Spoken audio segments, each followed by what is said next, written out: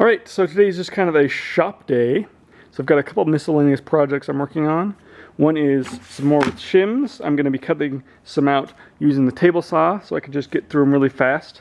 I've got to do something about my hangers are a little stiffer than I want them to be because the shims are just a little bit thicker than they need to be. And I might also do something about my Roto camera rig that I promised I would finish sometime, because I've got a helmet that I'm not using right now. So first thing I want to do is take a look at my hangers. So what's got me in here is I put the shims in the truck on the base plate. They're glued in. However, the plastic of the bottle I use for the shims is a little thicker than I was anticipating, and so this doesn't move as smoothly as I want it to. I mean, it moves smoothly, it just takes more effort than I want. I want to be really loose, so that, you know, just my weight on one foot is able to steer the deck. And it's just a little much. I could wait for it to wear in, but I figure what I can do instead is take one of the hangers and grind them flat to make the hangers thinner. And the thing about the plastic hangers is, even though they're flat, because they're cast plastic, they're not really flat. When the plastic cools and when you cast plastic, it's actually it's a little wavy. So for instance, it's a little raised around each one of those little pockets, it's raised around the perimeter, and it's dipped in the entire center. And same thing on this side. So what I can do is I can flatten it out a lot more to make it so it's more smooth. Well, and that will also make it thinner at the same time. And I'm thinking just a tiny bit of that will make it fit and be a lot smoother with the shims I've got. So let's get started with that. So I have this belt sander, and I could just use the belt sander and just do it really roughly like this, or I could even turn the belt sander on.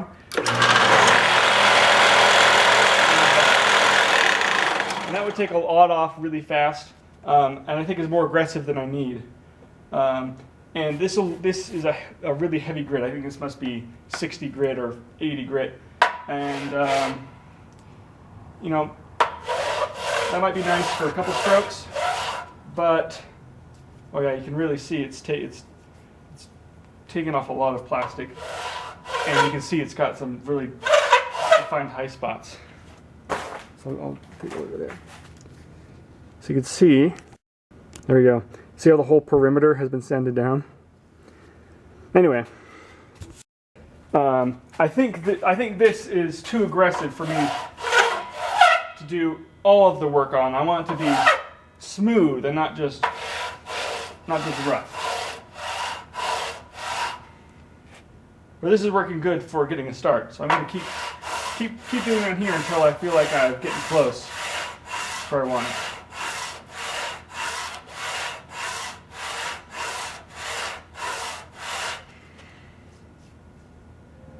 I think that's a good start. You can see I've got, hopefully you can see, I've got most of it. I've got a slight pocket in the middle. A little pocket is fine, just as long as I have, you know, the majority of the surface flattened out. So the next step I want to do is something with something a little less aggressive. So all I'm going to do to finish this is I'm going to take a little strip of 150 grit sandpaper. This is sticky back, so I can actually just stick it to this Formica tabletop. This is a work table, so this is deliberately kept very flat, so this would be a good surface to sand this on. Oh yes, that is a very good job. So it's 150 grit, so it's a lot higher grit.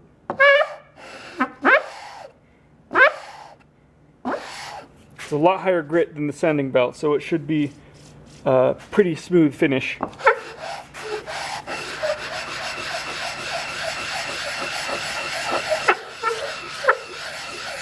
Okay. I think it looks pretty good. Alright, so I'm getting ready to cut the shims now. So I've cut open the bottle, so it's just a flat piece now.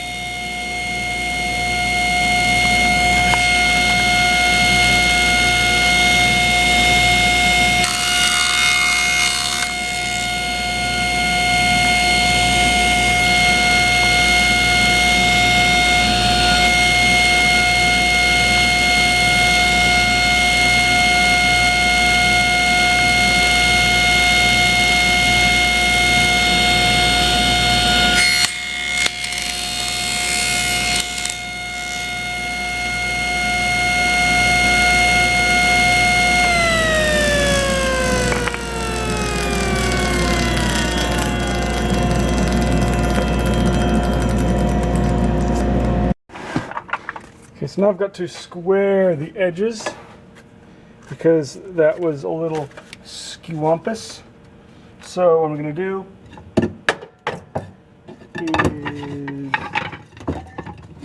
is work.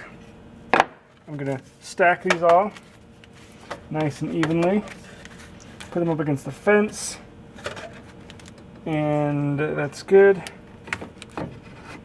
And look at this piece of wood here. This will hold them in place and also prevent any blowout or any problems, and cut and get a square edge.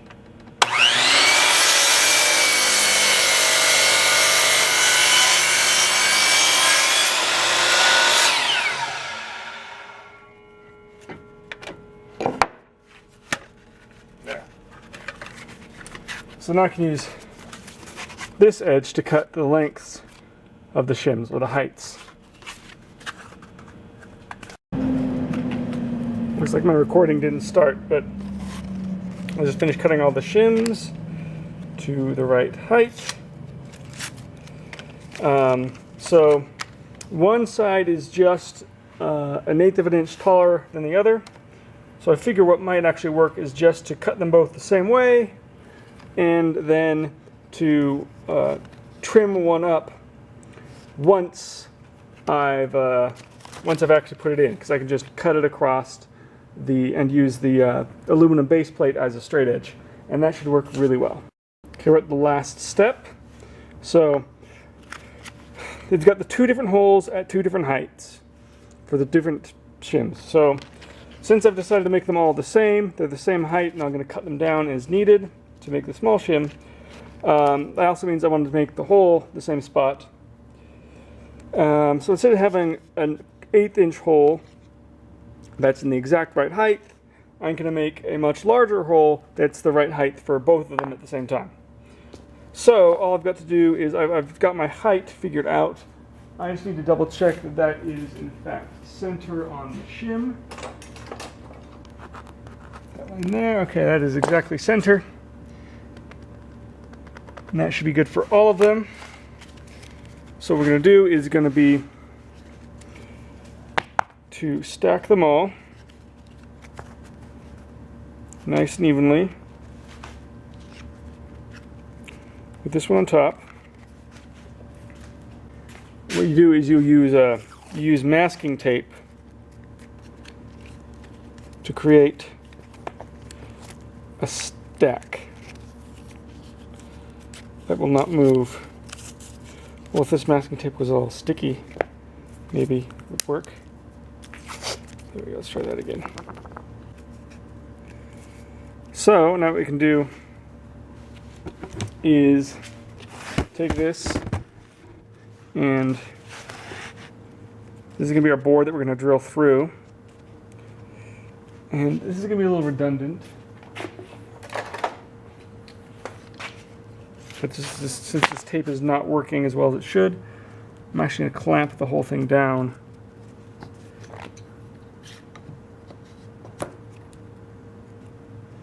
As well as having it taped. Okay, perfect. So I'll start off with a small bit.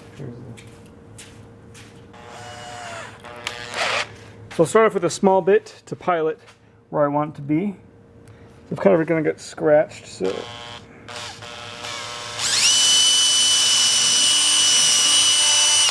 perfect. I can follow up with my larger bit.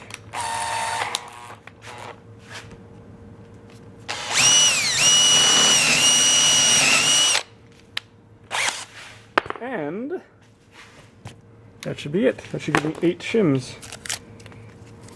And I've also got to make sure that these edges are all deburred, because, so like this right here, I think the rest of them are all good. So it's just this top one has got all this stuff sticking out of it.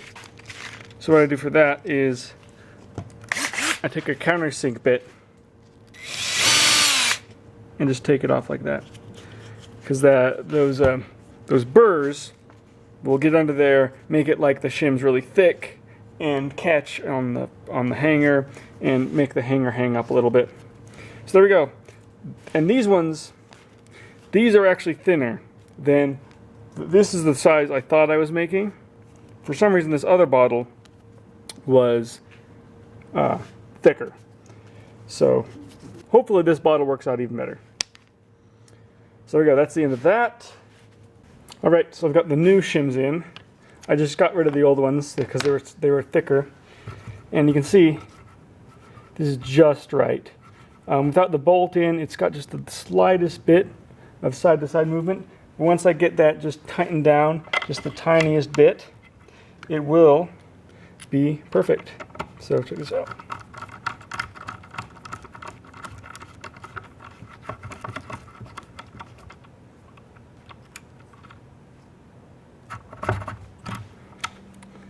There we go. So I've got the extra shim because I mentioned they're both the same size now. So I just take my knife, trim that off. Perfect. That is so much better. I can't believe that. Very nice. There is one last thing I want to do before I put this in permanently, and I want to take the file and just bevel the edges of the plastic, and that is to help make it so that, make sure that the plastic can't get folded down on itself and pulled into the channel, which is not a huge possibility, but you know, something to avoid if we can.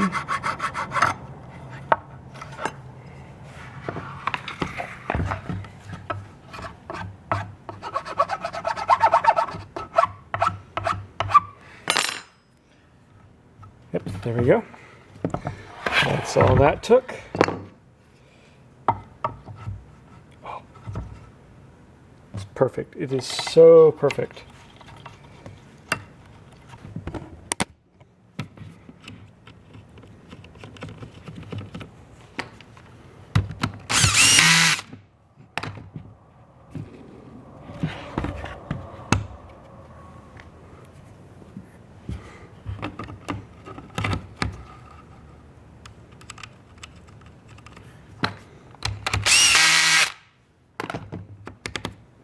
definitely needs more 5.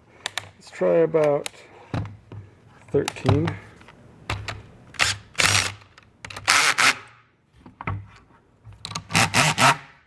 Yeah, it's much better. Oh, I just can't believe that. And since I haven't lubed it up yet, come on now. There we go.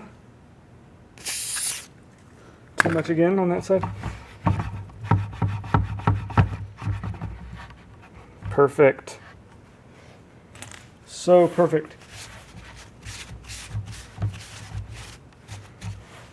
Beautiful. This is exactly what I want. All right, so I have it back together, and this is just absolutely perfect. It's so loose, it feels like there's just nothing there at all. There's nothing to keep it from just doing whatever you tell it to, exactly the instant you tell it to do it. And it's tight enough to where if you come off the board during a turn or something, it actually doesn't correct itself from its own weight, which is just what you want. If you want to go straight, just having your foot and the weight of your foot on the tail is enough to correct it and straighten it out, but just the deck alone will not. So it's just perfect. So, now to the next project. Okay, so the next thing is the Roto camera rig. So, the reason I've been thinking about this again is because I've been doing a lot more riding recently. I've been riding in more places. I've been mixing up my style a little bit, finding steeper roads. A lot of it's because they've been doing this construction and they're laying down new gas lines up the road I normally skate, and it's been 4 weeks and they haven't done anything on this road. They've tore it up a bunch, and they've patched some holes with just gravel that's packed in, which of course doesn't stay in place, which goes everywhere. I want to call and get some potholes fixed, but I don't want to have the city bother to fix potholes when this gas line people might just go and rip things up again. So anyway, I'm trying to find another run. So anyway, that's kind of what's led me to be thinking about this again.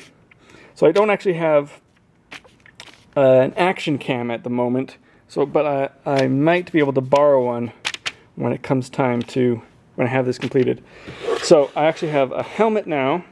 The original idea was to have this arm, which swung around from a backpack, which was going to be right behind your armpit, right? And so it swings around, and so it's closer to your face on this side and looking more at your face. Where it swings back around this way, it's farther away and looking more at your feet. So the idea was that it's able to get a variety of different kinds of shots, and that it swings around, and based on how you're turning and how you're moving, it just kind of pans around on its own, right? But it naturally wants to settle on this lowest spot looking at your face. So it's kind of a selfie cam for the most part, looking kind of back at you. But then as you swing or as you carve and turn or slide, it swings around and then gets a shot and looks at the wheels as the wheels are doing their thing, and as you're going straight, it's looking at you. So that's the idea. You say originally it was going to be mounted on a backpack, but someone brought to my awareness a similar camera, which is kind of a balanced pole thing that mounts to the helmet. And so maybe the helmet is actually going to be a good place to mount this thing. The concern I have with the helmet, though, is that I'm not sure how securely you can attach a helmet to your head without it moving around a lot. Because with a backpack, you can winch it across your chest. You can actually have straps that go across your hip or above your hip, and you can actually secure a backpack pretty well. With a helmet, it's less limited, with a helmet, you're more limited in how you can attach it securely, and you're basically you have basically a ball and socket joint you're trying to make it not move. Whereas with a backpack, you can have a plank of wood that's attached to a flat plane of your back. So a little tricky with that. The other complication is the fact that I really have liked the idea, because this is offset from your center, so your center is looking down through your head, and this is be rotating around a point behind your armpit, so it's closer to you here, farther away here. The only way to do that with a helmet, I'll use this instead of using an actual helmet as a visual aid, is if you had a bar that came off the helmet that was static, and then you had the pivot over here on this bar, and then you had another bar that swung around, so it quickly becomes complicated. And also,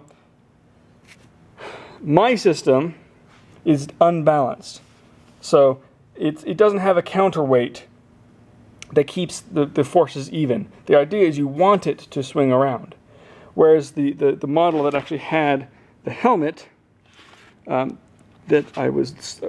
model that actually used the helmet it was a counterbalance system where it was like a helicopter, had a weight on this side and the camera on this side, and it was able to just spin around by itself on like a bearing, because it was same weight on both sides, and so it didn't put a lot of stress on the helmet trying to move it around a lot. This would definitely involve a lot more stress. So I guess I'm just thinking I might have to say, maybe, because I came here planning to just go and build it onto the helmet. But the more I think about it, the more I think maybe I'll just wait. I didn't bring the backpack, and building it on the backpack will certainly be the more simple way to do things, at least initially. So maybe I'll actually just do that. Well, that's a shame, because I was really planning on having something finished for that today. So I guess I'll just have to put this on hold until next time I come to the shop again, but it is not forgotten. I did get a lot done with these shims. You probably noticed I'm very happy with how it turned out. I got it very smooth. I've got the tension of the base plates onto the hanger just right. Now the only thing that could possibly annoy me about this setup right now is if this bearing starts making noise again. Oh, there it is. Yeah, I have to look at that. It doesn't make noise whenever I try to figure out which of the two bearings it is and take it apart. And it doesn't always make noise when I ride it. So if it's not making noise when I ride it, it's not going to bug me. So we'll see how long that lasts. So it's a shame, but I think I'm going to have to say the Roto cam's going to be on the shelf again. It is now almost 11 o'clock, so I've been here since 9 maybe. So not too long. However, I don't want to be here too late. I do in fact have some classes online I want to be finishing up, and I've been procrastinating. So I'll call it a day. Longboard Technology, over and out.